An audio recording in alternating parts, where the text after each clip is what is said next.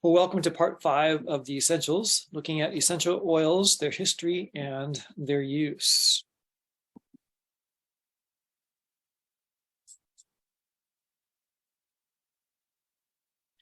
So first of all, just a reminder that this is a presentation that's educational in nature. The information is provided for your education, and it's just another health tool that you can put in your wellness toolbox that you can use as needed. It's not medical advice. Any suggestions that may be made here need to be checked out on your own and do your own due diligence and make sure it's going to fit with your particular circumstance and that the information is not exhaustively comprehensive and that there's lots to learn on any given topic. So just keep those things in mind as we go through our presentation tonight. So to begin with, I thought I looked at a list of some basic essential oils that was good to have around, just kind of start your quiver, your tool belt of oils to work with. So some basic oils for starting. Cedarwood is a good one to have around, has antiseptic properties, sedative and astringent properties, can be helpful for wounds in keeping the bacteria away as well as pulling them together. Chamomile, good for pain relief, headache as a compress, antispasmodic for muscle spasming. Clary sage is anti-inflammatory in nature, as many of them are, an antidepressant, and has sedative properties. It's one that you want to avoid if you happen to be pregnant, because there can be some contraindications there. So just keep that in mind. Cypress is antiseptic, astringent, antispasmodic, and can be helpful in reducing coughs. So it could be helpful. Eucalyptus is a good workhorse of an essential oil, one to maybe start out with. It's antiseptic, antiviral. It's decongestant in nature. Taking it and breathing it in, inhaling it deeply from just the palms of your hands is a very good way to do that. An expectorant, that's basically a substance that helps to bring up mucus and aids freeing that from your respiratory tract. It also can help reduce fevers. That's what a febrifuge is, as well as helping to reduce muscle aches and pains. So eucalyptus is just a good general workhorse, maybe a good one to start out with. Frankincense is another excellent one, anti-inflammatory, antiseptic, sedative, and there are other properties that we'll discuss, but these are some primary ones.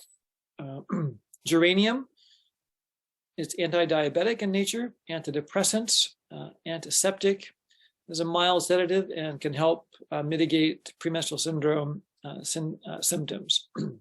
Grapefruit oil helps to suppress appetite. So in some people that can be helpful.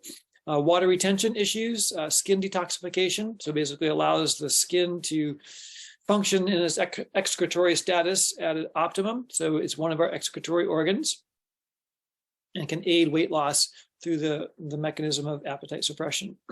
Hyssop, a good biblical oil. It functions as a detoxifier, a cleanser, antiseptic, and a decongestant. So those are all kind of cleansing kind of properties of the hyssop.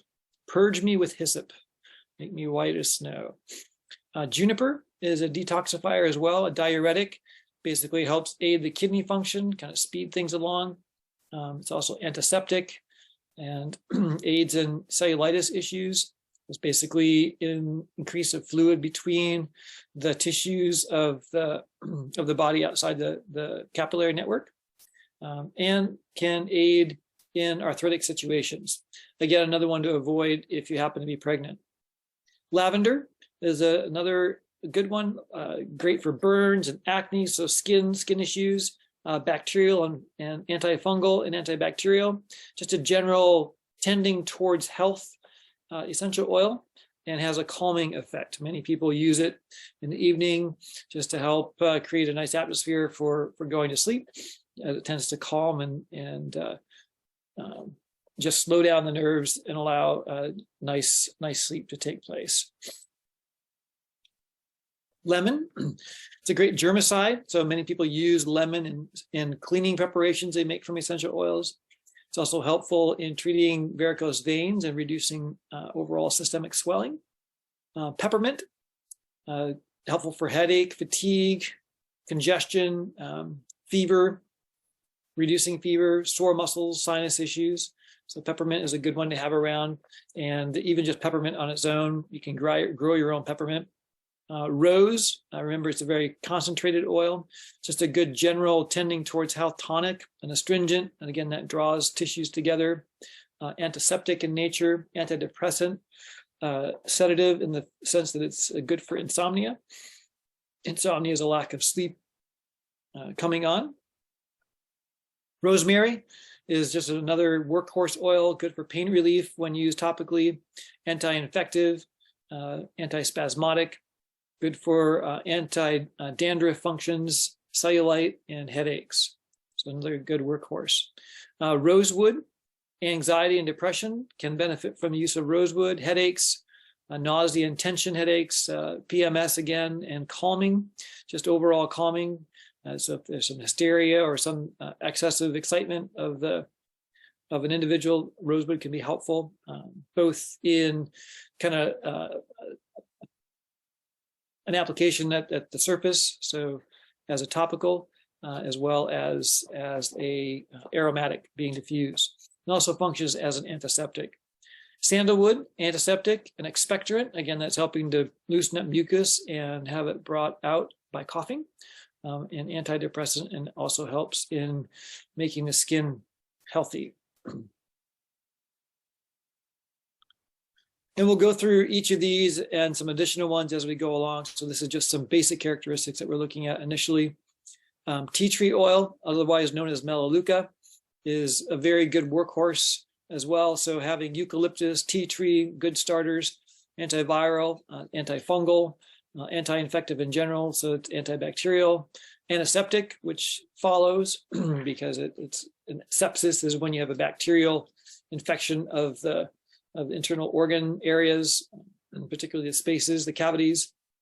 Athlete's foot, dandruff and ringworm respond well to it, as well as bronchitis. So like eucalyptus, if you put it in your hand and inhale it just from your cupped hands, it can be helpful in opening the airways. Thyme is an antiseptic, expectorant, antispasmodic, can be helpful for herpes and just general skin health, and has a calming effect. Yarrow is excellent in improving digestion, helping to decrease blood pressure if someone has elevated blood pressure, and is anti-infective and antispasmodic. And then oregano oil is also another well-known workhorse, antifungal, viral, and antiseptic, and has a warming effect, one you definitely want to cut with a carrier oil before using topically. So that's just a quick list of some essential oil kinds that have a number of excellent properties that one can start with. There's just lots and lots of oils, and we're going to talk about them and some of their various properties. You may find a favorite that you come across that as we talk, some things you want to investigate further, and that's the whole idea here, to learn more about them and how to use them.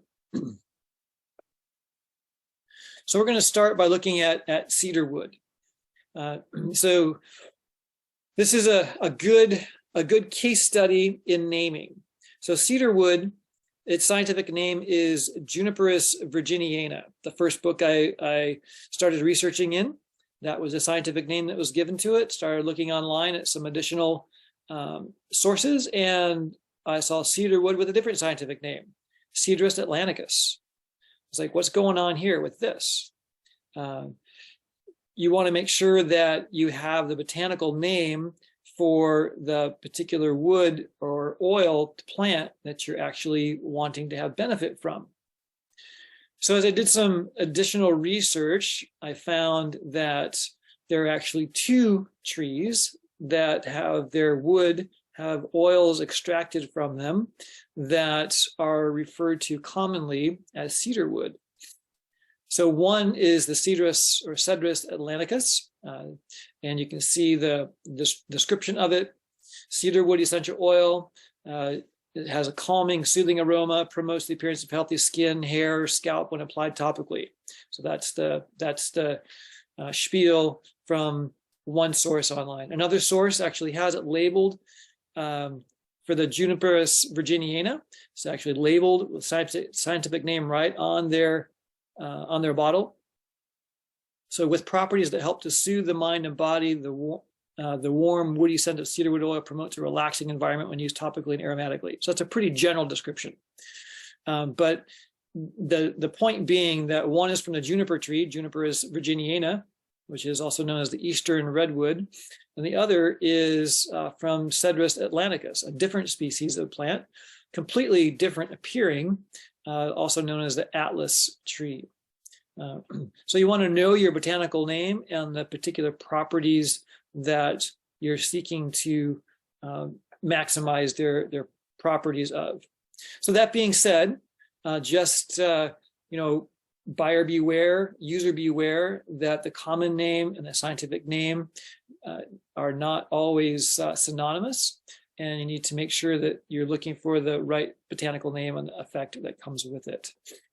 So let's look at both of the different cedar woods, because they do both have properties that are somewhat overlapping and some compounds that are similar but different. So there's benefits to both of the different cedar woods, but let's just look at those. So first of all, let's look at cedarwood Juniperus virginiana, which is the eastern red cedar. So you can see that it's highlighted there with the juniper berries. That's a very notable signature feature of it. It has scale-like leaves that are part of it, not the big leafy leaves. So it's an evergreen. It does maintain its color year-round, but the overlapping scales we'll see a little bit better on a subsequent picture here. The part that's used is the wood. It's the oil is derived from that wood through steam distillation. So they're not using the berries or the needles, they're deriving it from the wood itself.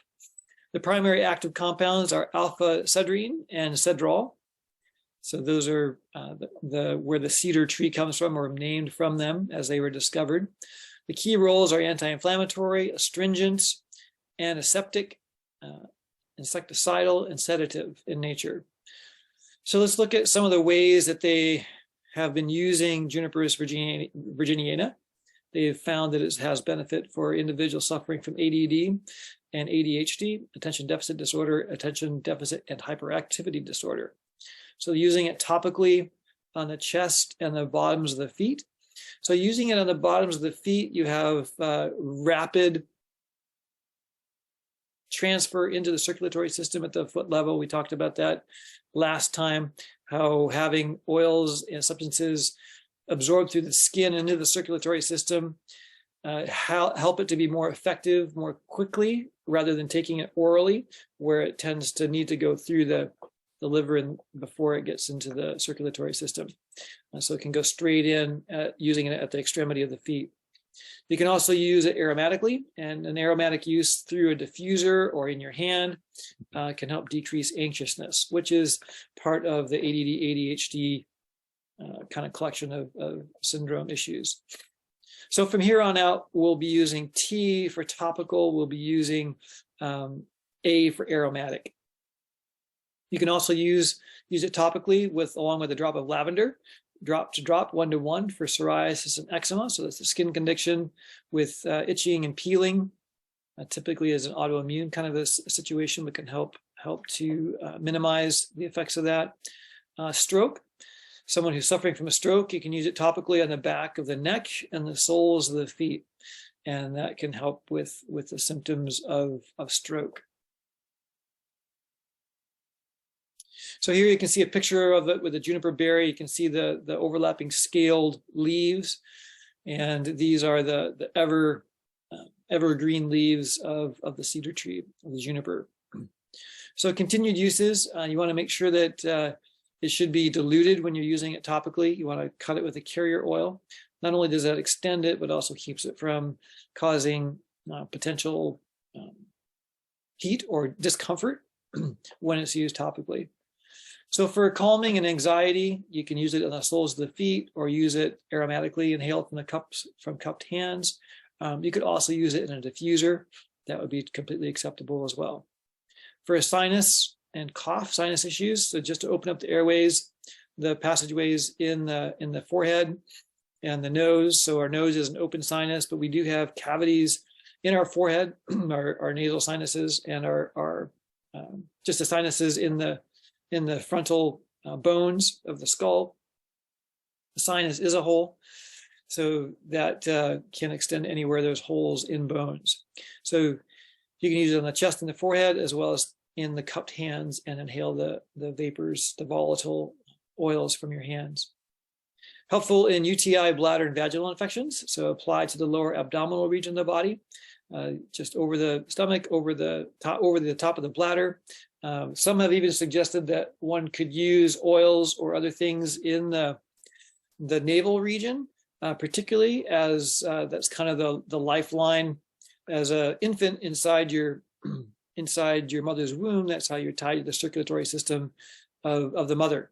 And so there's still the vestiges of that circulatory system internally, even as an adult, with that having been removed. So there's a possible more rapid entry point there, just through the skin. The gums of your teeth. Sometimes people have inflammation of the gums, and a topical use of that could be helpful for your gum issues.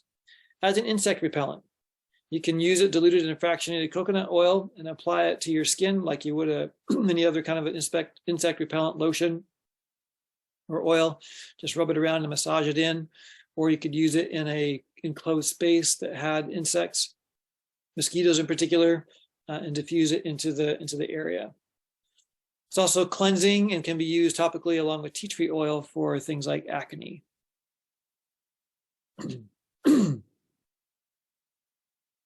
So some research on the Juniperus virginianus, repellency of essential oils to mosquitoes, Diptera salicidae, by Barnard and Company from the Journal of Medical Entomology back in 1999.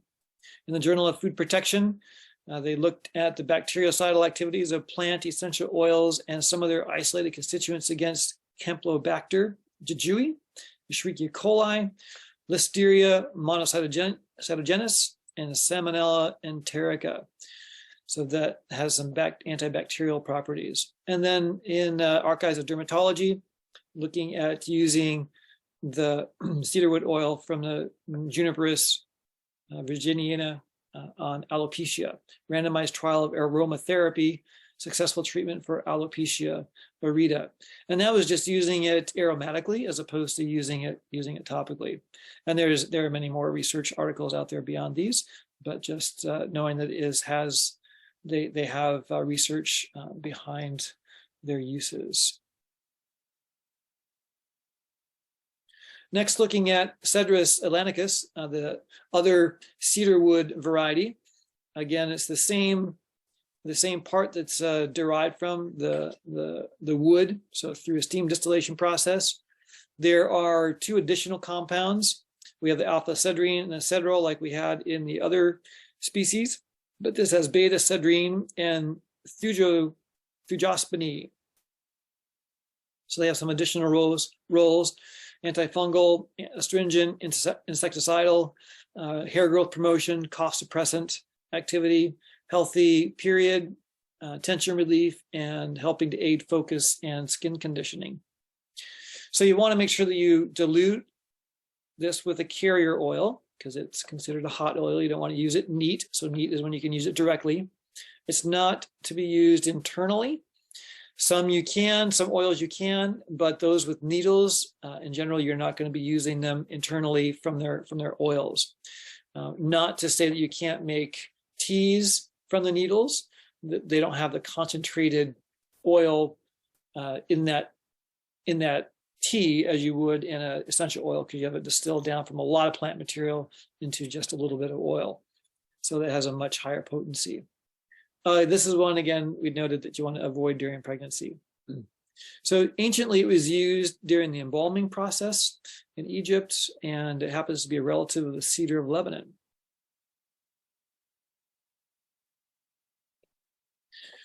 So some key uses of Cedarwood atlantica for ADD, ADHD again. So it helps to maintain focus and reduce the symptoms, and primarily through inhalation or aromatherapy through a diffuser or in your hands. T.S. Friedman in 2009 did some research and found that over the course of 30 days, doing 3 deep inhalations per day improved focus by 65%. So I don't know if that was actually just three deep breaths, or if it was 3 sessions, morning, noon, and night. But 3 different times that it was inhaled improved their symptoms by 65%. That's fairly significant for just something you're breathing. Acne and eczema, so skin conditions. You can massage it into the inflamed areas. It helps to reduce the itching and peeling associated with especially with eczema and psoriasis as well. It helps to fight the fungal basis if there's a fungal basis to either one of those. For acne, you can use 2 to 3 drops in a lotion or directly on the skin with the carrier oil. So you want to use the fractionated coconut oil or some other carrier oil of your choice. It can help improve focus and concentration either through diffusing and inhalation or using it topically in a lotion. And you can just add that to any lotion you might have, or you can make your own lotions. Sinus and cough relief. So putting it on the chest and throat can help relieve and break up phlegm that tends to be a part of congestion. And inhalation can help relieve congestion as well as diffusing. So another couple key uses here. These are the male and female cones of the Cedrus atlantica. The male cones are much smaller. They're the pollen-bearing cones. In the springtime, you would bump them and see a yellow pollen mist go wafting across the horizon. The female cones are much larger and upright, but they have 2 different reproductive structures on the same tree. Again, it does repel insects. In a carrier oil, you can apply it to the skin. It repels flies, mosquitoes, and other insects. You can also use it in a spray mister on furniture, or even, I suppose, you can spray it on your skin too from a spray mister. So that could be helpful in something like perhaps fleas or things like that. You can also add it to some cotton balls and put it in your linen closet or in your clothes closet to help keep the moths away that would tend to eat your woolens. It's also helpful in tension relief. It helps to soothe and calm the mind when diffused, and can be used for muscle tension by massaging it in with a carrier oil. It also functions as a antifungal. So using a carrier oil helps to protect the body when it's used topically for keeping fungus at bay. And then diffusing, you can get it inside through its vapors, through the oils that are airborne, and it can help internal fungal situations.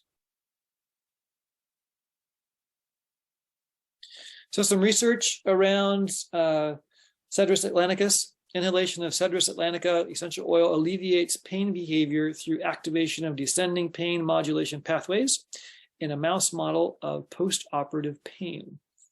So it's in the Journal of Ethnopharmacology back in 2015, so not that long ago, but looking at how it can help to disrupt the pain sensations post-operative and help recovery be more efficient. In 1998, in the Psychiatry Clinical of Neuroscience, influence of cedar essence on spontaneous activity and sleep of rats and human daytime nap. So it can help daytime napping be more easily accomplished. 1984, cedarwood oil as a potential insecticidal agent against mosquitoes in a German journal, Nature Wissenschaften.